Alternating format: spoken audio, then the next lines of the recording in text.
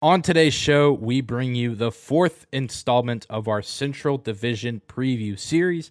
Today, we are talking with the host of the Locked On Arizona Coyotes podcast, Robyn and Carl, to talk about the Coyotes team that is rebuilding, yet has some promising pieces going forward. And we'll talk about some of the Stars' promising pieces as well, covering both the Arizona Coyotes and the Dallas Stars on today's episode of Locked On Stars. Your Locked On Stars, your daily podcast on the Dallas Stars. Part of the Locked On Podcast Network. Your team every day.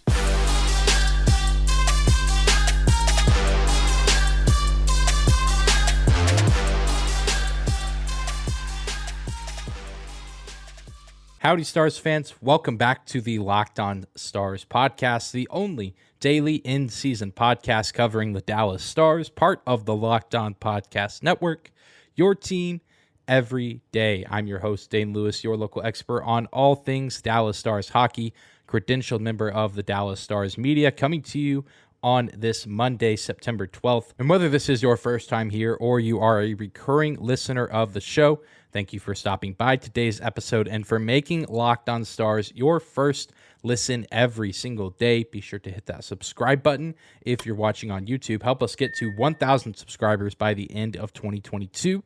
You can also find and follow us on your favorite podcasting platform and leave us a 5-star rating and a review if you like what you hear on Spotify, Apple, you name it. You can also find and follow me on Twitter at Dane_Lewis, as well as our show at Locked On Stars. But without any further hesitation, let's get into today's talk with Robyn and Carl over at Locked On Arizona Coyotes to talk about the Valley's favorite hockey team. All right, welcome in, everybody. This is Dane Lewis, host of the Locked On Dallas Stars podcast, joined now by both hosts of the Locked On Arizona Coyotes podcast, Robyn Leano and Carl Pavlock. Guys, hockey season is almost here, and I know it's been a fairly busy offseason with Coyotes, at least as far as drafting goes. Some pretty big names to talk about, which we'll touch on here in a second. But how are you guys feeling? How excited are y'all to have hockey back soon in our lives here just this month in September? You know, I think in the general sense, I'm glad to have hockey back because, I feel like there's nothing to do without hockey. But at the same time, and I think Carl can help, back me up on this, we're covering a team that's just not going to be good. So it's going to be like, it's going to be just dread, just freaking endless dread. It's year 2 of the rebuild. It's my second year rebuild, covering the Coyotes, because there was the other one back in 2015. I know exactly what to look forward to, and it's not the most fun thing, but it's exciting. Being able to watch hockey is fun, even if I'm not going to like most of the results. Yeah, I certainly can understand that angle, and maybe it's a grind to get through this season for Coyotes fans. But perhaps if you get that elusive number 1 pick, maybe you get a franchise-altering player out of that pick, or at least maybe a pick in the top 3. But I want to look back at this most recent draft that took place over the summer and kind of get you guys' thoughts on some of the picks that your team acquired, mainly the first round pick, or at least the first pick that you guys had in the first round in Logan Cooley. Were you surprised that Shane Wright was on the board, and was it kind of expected that Cooley was the guy regardless of who was going to be there? What were your overall thoughts on that selection with Logan Cooley on the first night of the draft?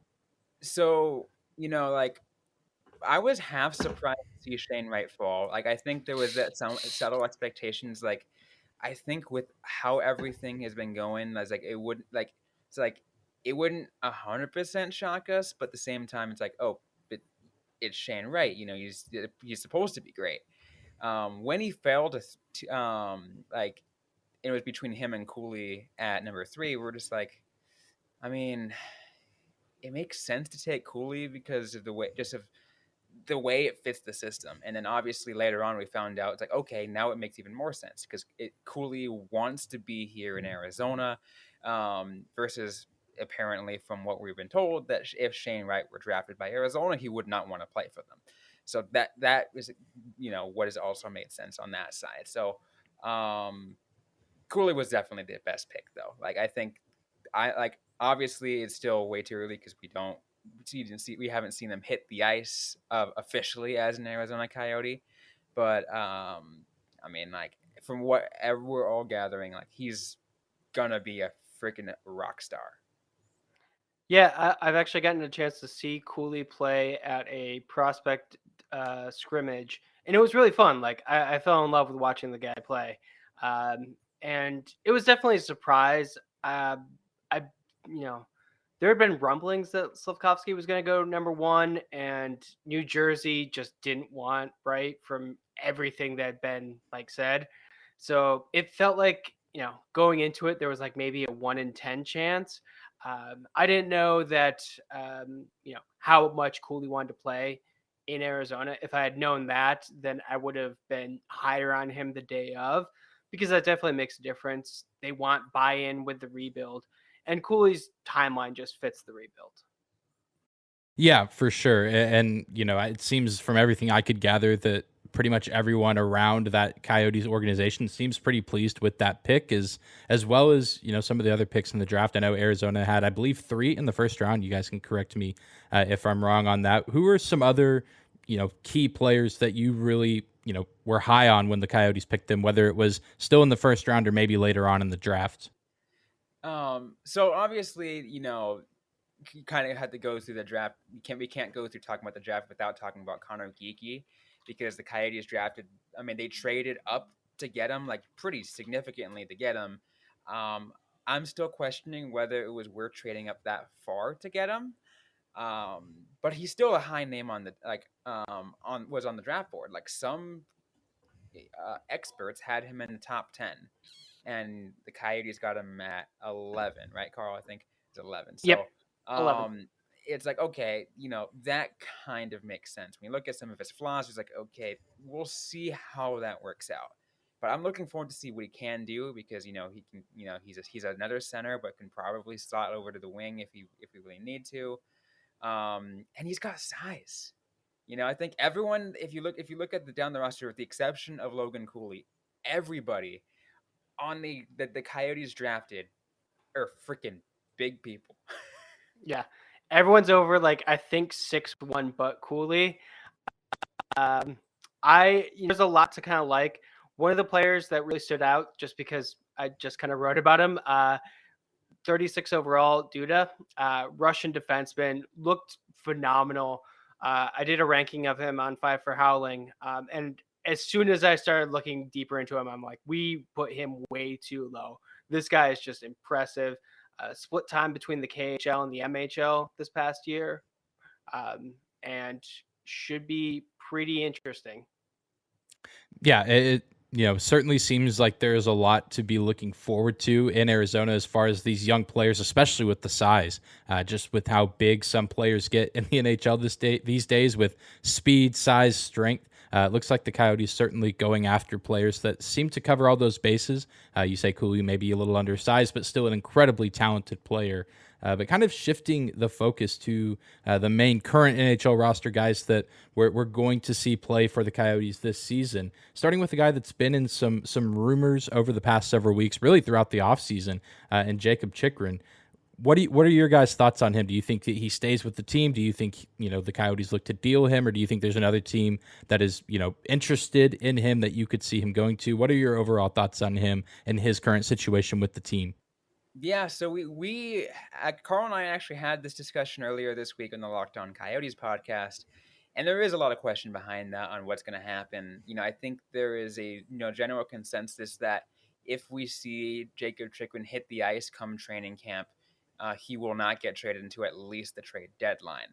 But obviously, and maybe even doesn't happen, because the thing is, we've seen so many rumor mills go up, and it's an endless cycle for Coyotes players in general. Like any player who's playing above or is a high value player, it's like, oh, when are the Coyotes going to trade this player? They obviously can't have him. But it'll be interesting to see. We'll definitely be watching it. But like I said, that if he hits the ice this training camp, he probably won't be dealt for a while.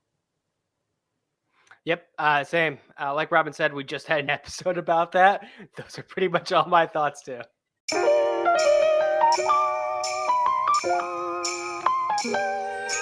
Today's episode of Locked On Stars is brought to you by our friends at Built Bar. If you haven't tried Built Bar Puffs yet, you are depriving yourself of one of life's greatest joys.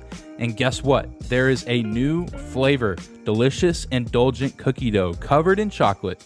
That's right, Built has done it yet again. All the joys of eating cookie dough without the hassle of making it, plus it's good for you.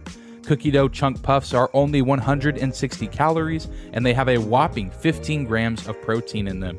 You're going to love the new cookie dough chunk puff. Whether you need a snack for your workout, a late night treat, or just need to grab a quick bite, Built is the perfect protein bar, and they taste better than a candy bar. Ditch the calories, fat, and sugar and grab yourself a Built Bar. You can grab one today by going to their website, built.com, and use our promo code LOCKED15, and you can get 15% off your order. Again, use our promo code LOCKED15 to get 15% off your order at built.com.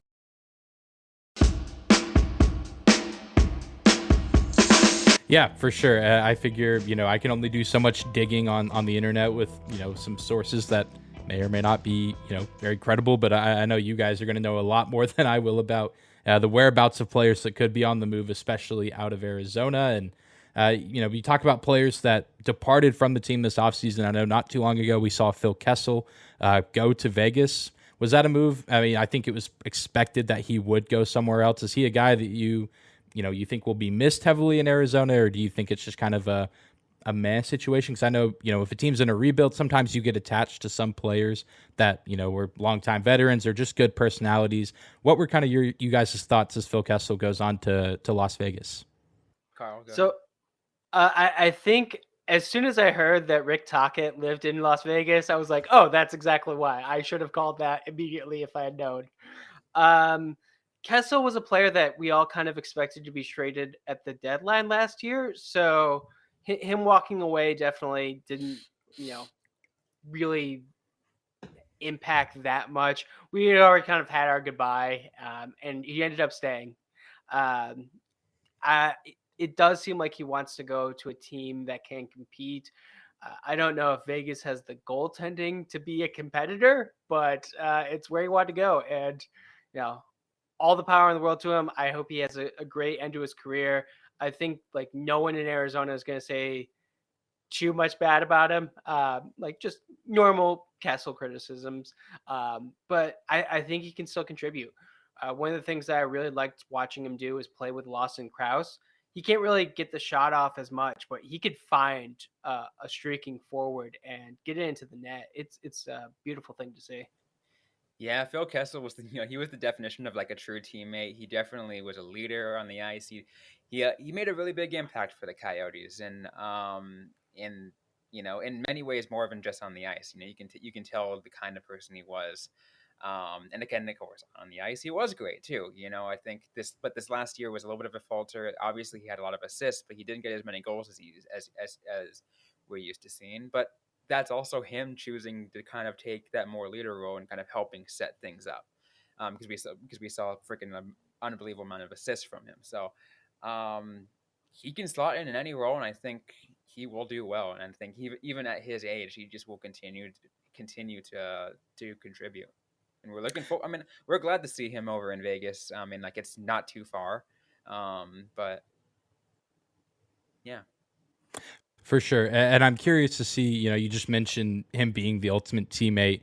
One day when this Arizona franchise kind of takes that next step and they're competing in the postseason yet again. These younger guys on the team, your Clayton Kellers of the world. How many of them will say, I remember, back in the rebuild days, having a teammate like Phil Kessel, encouraging me or being a mentor type figure for a guy that's been around in this league for a long time. I say all the time, you can't really ever have too much veteran leadership on your team as far as, kind of teaching the younger players how to be a professional on and off the ice. And it seems like Phil Kessel, for the most part, did that pretty well in Arizona and hopefully can do that in Vegas as well. I know they have quite the cast of characters over there. And kind of the last question I want to run by you guys, kind of going back to the younger crowd on the team with draft picks and things of that nature. Who are some guys that could be seeing, some quality NHL minutes this season for the Coyotes that might not be on many other NHL fans' radars, or especially in the Central Division? Because I feel like, you can have these teams like this where you just see, a full line or, a 3 or 4 different players you say, I've never heard of this kid, but, they're putting up some really impressive numbers, or, they skate really well, they shoot the puck well. Who are some of those guys, or maybe 1 or 2 guys, that each of you have in mind? So a lot of the young guys are probably not going to show up because, we advocate for don't rush our prospects and make sure they develop. So like I would love to say Dylan Genther, but he's not going to show up. Just like let him furry. But I will say, and one player who I think who would probably likely make a few appearances and make some decent minutes, and it's JJ Mosher. He was a second round draft pick in the 2021 draft as an overager, and he came in and instantly made an impact. Like he looked really good in Tucson and became a impact defenseman once he got called up, when literally 90% of the defense was gone through injury for the Coyotes, and he made and that impact was felt, and because of that, don't be surprised to see more of him in this next year. Do you have another one? Oh, another one. Oh. Like probably not going to won't show up as much, but like obviously I will see what he does in Tucson as well. But Matthias Mitchell is another one. Like I think he'll probably get another guy to get called up, and that dude is so fun to watch. Like obviously when I was living in Tucson, I was watching him all the time. Like, oh my god, please give me more Matthias Mitchell. I knew you were going to do Bocelli. So the 2 that I'm going to do, the other kind of younger player, Michael Carcone, who is also played a couple of games with the team last year, did really good with the Tucson Roadrunners. Really looking forward to see what he can do for a full season. A lot of people may have forgotten that the Coyotes have Connor Timmons because he went down almost immediately with a knee injury last season. And he should hopefully be back, knock on wood. I don't know if he's going to start. I haven't really heard much update on him. I think Craig Morgan tweeted out that he's rehabbing, but I would need to check on that. But I definitely think like he is a player who could make an impact once he's healthy. Yeah, definitely. And, if you're a Stars fan listening, keep an eye out for those names if we, have the Coyotes up on the schedule. Because I know even last year, Scott Wedgewood was a guy that had been around the league for quite some time, an older player, but a guy I wasn't super familiar with. He had a knack for shutting down the Stars, and now he is a member of the Dallas Stars. So you never know when or where a quality player will turn up, whether they're playing against your team or for your team. But to flip the script here a little bit, I want to open up the floor to you guys to ask any Stars-related questions you might have. I know we'll have a good handful of Coyotes fans listening to this as well, so I want to open up the floor for you guys and your listeners. Yeah. Since you brought up kind of Wedgewood, I'm curious, what was his role kind of with Dallas at the end of the year, and what do you anticipate it being to start out?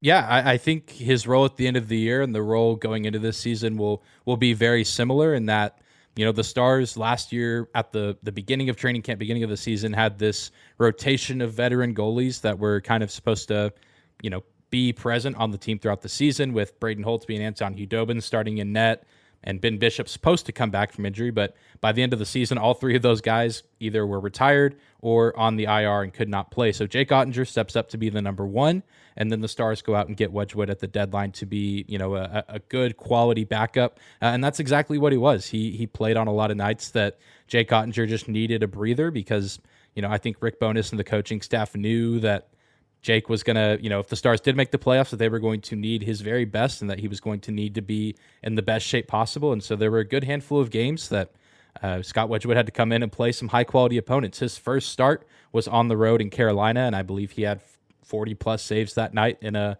Stars overtime win. He played against the Toronto Maple Leafs at one point in the season and fought really hard, and the only reason that he lost is because Austin Matthews did Austin Matthews things in overtime and scored a game winner. So Scott Wedgewood has, certainly been a welcome surprise here in Dallas. I don't think many people were expecting a goalie trade at the start of last season, but there was a need for it, and they go out and get Wedgewood, and now they've signed him to a pretty team-friendly deal. I believe it's only, I have cap-friendly pulled up here, 2 seasons, $1 million a season, so certainly not breaking the bank for a pretty quality backup goaltender.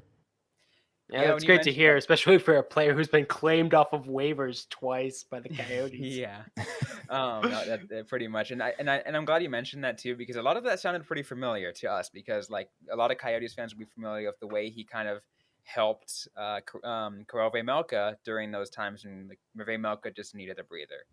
Wedgewood was that guy, and just to hear that he continued that kind of role with Dallas is nice to hear. I mean, I think a lot of us have somewhat, like, here in Arizona, have so much respect for Wedgewood for his 2 stints with the Arizona Coyotes. Yeah, came in twice to break up a 12 NHL record 12-game losing streak to start the season. What a stat! It's amazing, absolutely amazing. Couple things I'd like to know is because kind of like in a similar way that you asked us, who are some players that might be coming out to make a new appearance for the Dallas Stars who, might make an impact right away for them, and that, that Coyotes fans might be interested in keeping an eye on. For sure. There's certainly a good handful of players, and the first one I'll start with is a defenseman. The first round pick for the Dallas Stars back in the 2019 draft, his name is Thomas Harley. And he's played some minutes at the NHL level already. Not a ton. His sample size is pretty small, and even, as far as games, but also just time on ice, typically being on that bottom defensive pairing if he was playing at all. But he's a guy that, has a lot of upside, and I think this new coaching staff led by Pete DeBoer, they really like him, and I know the rest of the team is pretty high on him as well. And there's going to be plenty of, high expectations for him to take a really big step in his professional career, especially with the absence of John Klingberg, who's now in Anaheim. It's kind of the Miro Heiskanen show on defense, but there's this expectation that this young Thomas Harley kid is going to, finally take the steps forward to be a full-time NHLer, not a guy who's playing at the AHL, but a guy who's going to be with the NHL club on a nightly basis. And, he can score, but he can also play the defensive side pretty well. And I'm excited to see him. And then I think he's a lock to make the roster just because of the need for defensive depth. But you even look at the forward position, and there's kind of some might call it a 3-way race, but I think we could very well see 2 of these guys maybe crack the opening night roster, guys that have been dominating the Canadian Hockey League, and Wyatt Johnston, Logan Stankoven, and Mavrik Bourque, Mavrik Bourque was picked back in 2020, and then Stankoven and Johnston both picked in the first 2 rounds of the 2021 draft. And I mean, there's just not enough time to completely talk about how great these guys are. Johnston, I think led the entire OHL in points at 124 and like 68 games played. Stankoven, been, standout for his team in Kamloops with the Blazers, but also been a standout on Team Canada and junior competition. So I expect all 3 of those guys to come in and, put on a show in training camp and try to fight for a roster spot in what's, turned into a pretty crowded forward room in Dallas. I think the top 6 are probably pretty set in stone, but I think maybe even that third line, but there's going to be a fourth line where I think there's going to be some spots open, and I would expect Johnston, Stankoven, and Bourque to all, be fighting pretty hard to try to claim one of those roster spots. I was going to say, I also see some player names that I do kind of recognize that obviously weren't, aren't the superstars. And maybe it's just me, but like, some of these players, like maybe you might know about this too, but if I'm not mistaken, are some of the lifetime AHLers maybe spend a lot of time with the Texas Stars or whatever that are finally making their appearance up with Dallas? Because I'm like, wait a minute, these sound so familiar. Like I'm looking at I think Joel Hanley's up there and Luke Glendening. I'm like, wait a minute, like I recognize these players. Where do I recognize them from? So both those guys, especially Luke Glendening, I think Luke Glendening might have played all 82 games last season, but he was usually on the Stars' 3rd or 4th line, kind of the checking center, one of the better defensive forwards on the team. And then Joel Hanley was kind of in that bottom 6 rotation on defense as well, sometimes being the 7th man or the odd man out of the defensive pairings. So I wouldn't expect them to be at the AHL level, but you never know if they need, an injury recovery throughout the season, but they're definitely guys that have been around the league for a little bit, but certainly not the guys you think of when you think Dallas Stars hockey. So does it seem like the expectations going into this offseason were you guys were going to get the promotions from the juniors players? And how does that kind of like impact what your expectations for the season are as a whole? Yeah, I think there's certainly been the expectation that at least one of those guys I mentioned is going to crack the roster, and there's a handful of other guys that have been playing with the Texas Stars as well that I think have a shot, like Ty Dellandrea, Riley Tufte, just to name a couple.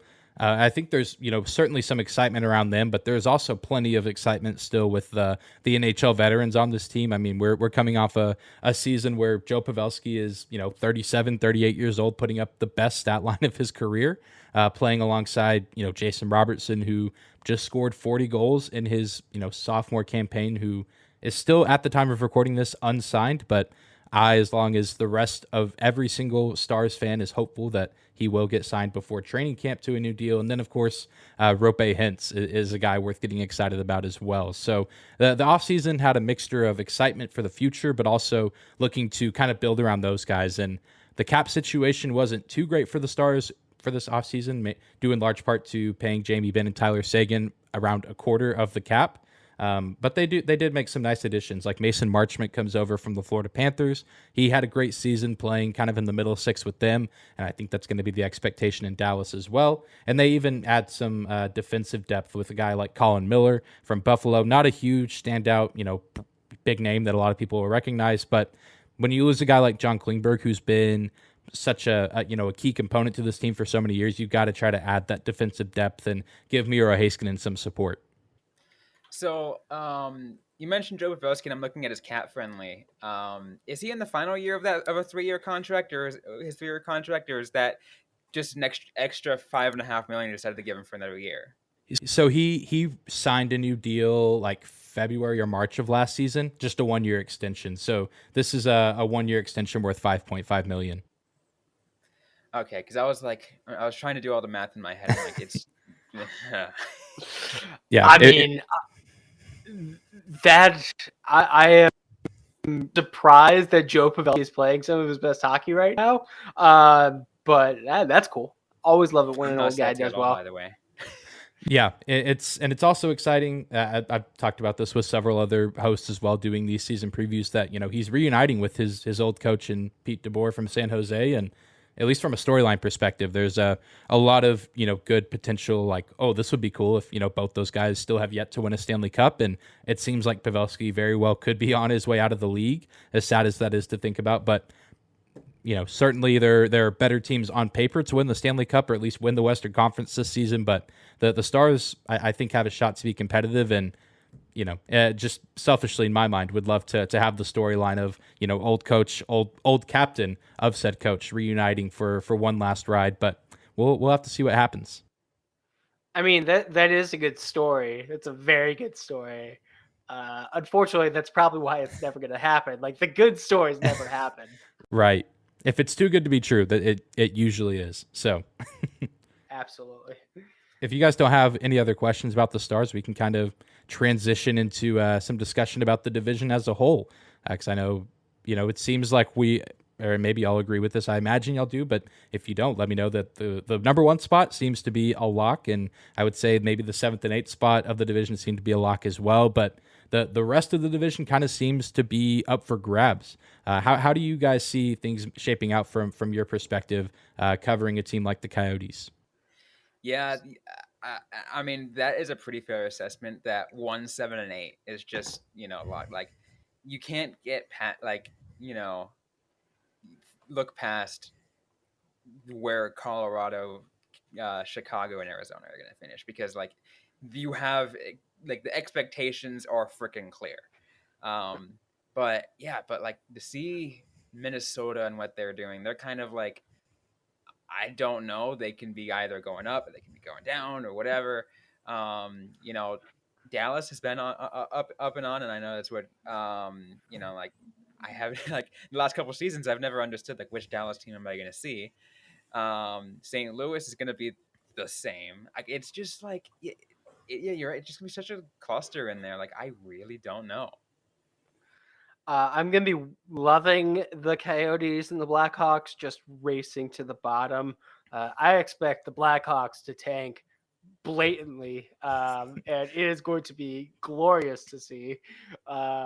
Get an AHL backup in there for a game at one point, just because, and see who gets traded.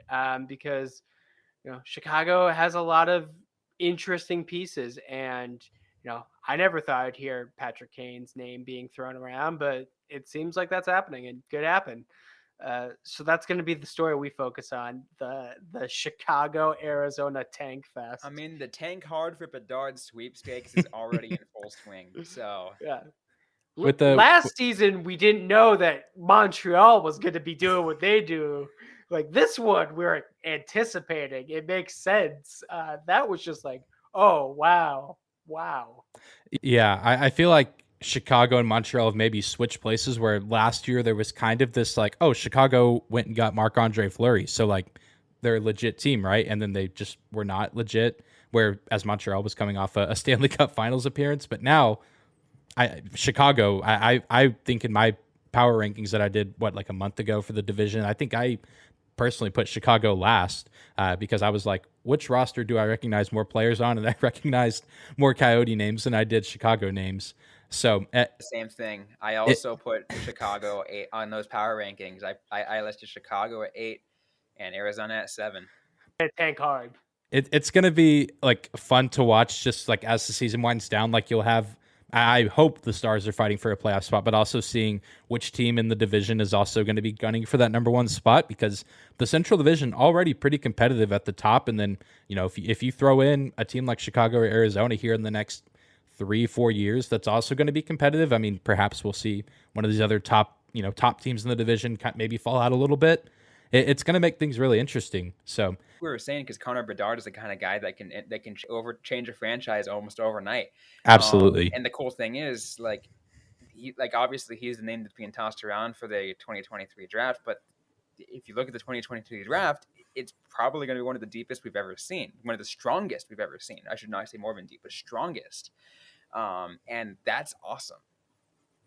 Yeah, I think, and I've heard other people say it, I'm certainly not the first person to have this take, but I think it's one that could be very true, that at the trade deadline, we could see you always have teams that are looking to sell, but I think you could see even more teams looking to sell at the deadline if they know they're not going to make the postseason, just because, like you said, this is a draft full of, franchise-esque players, guys that can be the face of your team for, 10, 15 more seasons. And so you could have teams, in every division. Like I know San Jose, if you talk to JD at Locked On Sharks, they're not looking to be very good.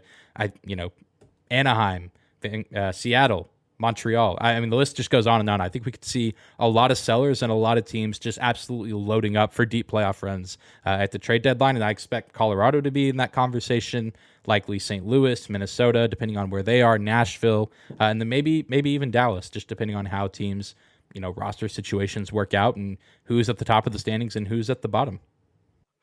Given how tight the cap is, think of all the shenanigans we're going to get to see leading up to that, because you're right. There could definitely be a lot of players moving, but you're going to need to make room, and a lot of the good teams don't have the space.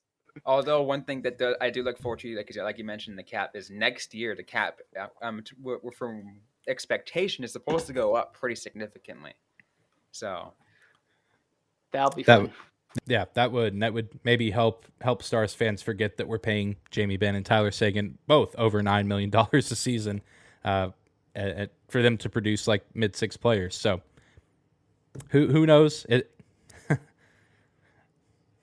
Tyler Seguin until 2027 and Jamie Benn until 2025.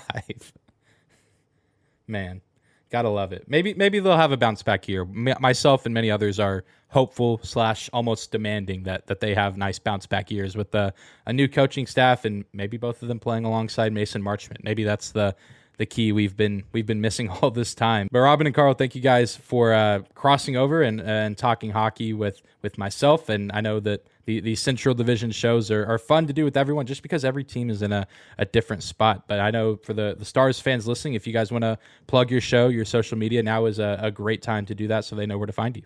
Yeah, absolutely. So, for the Locked On Coyotes podcast, we're found everywhere you get your podcast. We also have our YouTube channel.